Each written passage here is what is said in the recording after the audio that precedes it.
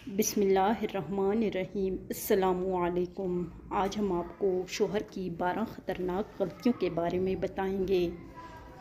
बीवी को जानबूझकर नज़रअंदाज करना, नाहक के इल्ज़ामात लगाना, बीवी के रिश्तेदारों के साथ बेमुरवती करना, किसी के कहने पर बीवी से झगड़ना, लड़ना वगैरह, बग़ैर वजह के तलाक़ की धमकी देना, बीवी के लिए नाजायज़ पाबंदी लगाना और ख़ुद हुदूद से तजावुज़ करना, बीवी को हर किसी के सामने बेइज्जत करना, हर बात में नुक्ताचीनी की आदत रखना, बीवी को बिल्कुल वक्त ना देना, दूसरी शादी की धमकी देना, बीवी की बीमारी में उसकी फ़िक्र यानी उसका ख़्याल वग़ैरह ना करना, बीवी के दुख दर्द का साथी ना होना। मतलब कि कभी कभार बीवी के रिश्तेदारों में कोई बीमार होता है या कुछ इस तरह बीवी परेशान होती है तो शोहर का बिल्कुल